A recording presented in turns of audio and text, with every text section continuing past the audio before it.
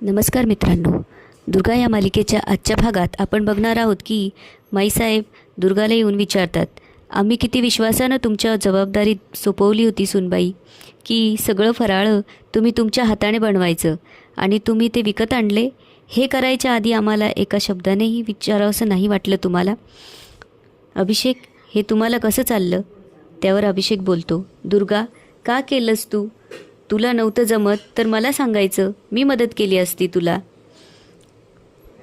तेव्हा माईसाहेब म्हणतात की आम्ही अख्ख्या सिंहगडाला जाऊन मानाने सांगणार होतो की लाडू आमच्या सुनबाईने बनविले आहेत. त्यावर अभिषेक म्हणतो की माईसाहेब, ती दुर्गाच्या वतीने मी माफी मागतो. माईसाहेब म्हणतात, नाही, तुम्ही का? आम्हाला दुर्गाकडून फक्त एवढंच ऐकायचं आहे की हे का केले. दुर्गाने लाडू बाहेरून विकत आणण्याची कबुली दिली. त्यावर माईसाहेब बोलतात की तुम्हाला उघड उघड स्वतःच्या तोंडाने कबूल करायला काहीही वाटत नाही. तेवढ्यात अजिंक्यराव तिथे येतात आणि अजिंक्य बोलतो की कोणीही काहीही केलेलं नाही. माईसाहेबांचं बहुतेक वय झाल्यामुळे म्हणून त्या गोष्टी विसरायला लागल्या आहेत. दरवर्षी लाडू गावातल्या वत्सला आजीकडून बनवून घेत होतो. नेमकं याच वर्षी त्यांना वाटलं की हे लाडू दुर्गाला बनवायला सांगायचे. हे जेव्हा वत्सला आजीनं समजलं की यावर्षी आपली ऑर्डर नाही, त्यांनी मला फोन केला आणि त्यावर दुर्गाला येऊन की मी लाडू करायला घेतलेच होते, पण आजीने रिक्वेस्ट केली की आपली ऑर्डर जर त्यांना मिळाली तर त्यांच्याकडची दिवाळी गोड होईल, म्हणून त्यांना मदत म्हणून मी त्यांना ऑर्डर दिली. त्यावर अभिषेकला आनंद होतो आणि अभिषेक दुर्गाला म्हणतो की आय प्राऊड ऑफ यू. तेवढ्यात माईसाहेबांना रेवती इकडे ये अशी बेबीमाची हाक ऐकू येते व त्या तातडीने बेबीमाकडे जातात. बेबीमा त्यांना म्हणतात की आता सगळी चिंता मिटली आहे रेवती, आता माझी शक्ती प्रकाशाच्या साम्राज्यात सुद्धा काम करेल, फक्त उद्याचा दिवस उजाडू दे. त्यावर माईसाहेब खुश होतात आणि म्हणतात की मी लागलीच जग्गूला ही बातमी द्यायला निघते आणि ते धान्याच्या कोठारातून बाहेर पडतात. तेवढ्यात त्यांना दुर्गा बघते. इकडे अजिंक्य दुर्गाला म्हणत असतो की हा थॉटच किती भारी आहे, आपल्यामुळे एखाद्याची दिवाळी आनंदात जाते.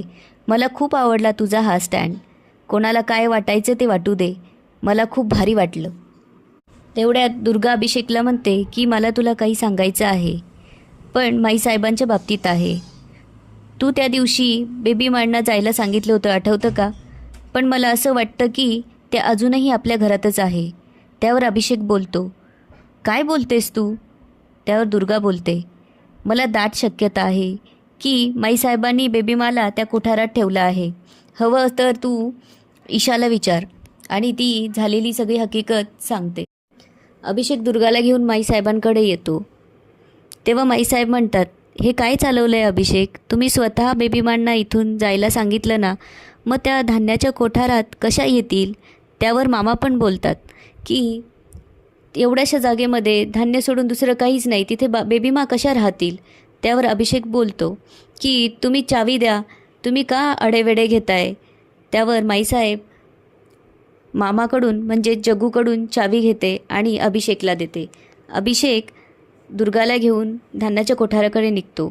मामाला मात्र खूप भीती वाटत असते. अभिषेक जाऊन दरवाजा उघडतो आणि मध्ये बघतो तर काय, तर तिथे कोणीच नसतं. त्यावर अभिषेक दुर्गावर खूप रागवतो आणि रागात निघून जातो. त्यावर मामा बोलतो की म्हटलं होतो की तिथे काहीच नाही आहे. मामा धान्याच्या कोठारात जाऊन बेबीमा तिथे नसल्याची खात्री करतो. दुसऱ्या दिवशी दुर्गा दारासमोर रांगोळी काढत असते. तेवढ्यात एक म्हातारी बाई तिथे येते. ती म्हातारी दुसरी तिसरी कोणी नसून वेश बदलून बेबीमाच असते. दुर्गा तिला ओळखत नाही आणि कोण तुम्ही असं विचारते. त्यावर ती म्हातारी म्हणते की मी कालिंदी. दुर्गा म्हणते की यापूर्वी तुम्हाला कधी पाहिलं नाही म्हणून विचारलं. कालिंदी म्हणते की मंदा तुमच्या इथे काम करते ना, मी तिची मावशी. मंदाच्या वडिलांची तब्येत खराब असल्यामुळे तिला गावाकडे जावं लागलं, म्हणून तिने मला इथे पाठवलं. त्यावर दुर्गा त्या म्हातारीला घरात यायला सांगते आणि तेवढ्यात रेवती चहाचा कप घेऊन येते आणि विचारू लागते, कोण ही बाई? दुर्गाला म्हणते की तू कोणावरही विश्वास ठेवून घराच्या आत घेऊ नकोस आणि त्या बाईला जायला सांगते. बेबी मला हे बघून राग येतो आणि ती रागात रेवतीकडे बघते. तेवढ्यात रेवतीच्या हातातला चहा तिच्या तोंडावर सांडून तिला खूप भासतं. तेवढ्यात माईसाहेब तिथे येतात आणि अवंतिकाला म्हणतात की नको तिथे तोंड उघडलं की असंच होतं, आणि तिथून अवंतिका निघून जाते. रेवती बेबीमाकडे बघते पण तिला ओळखत नाही आणि विचारू लागते, कोण आहे तुम्ही?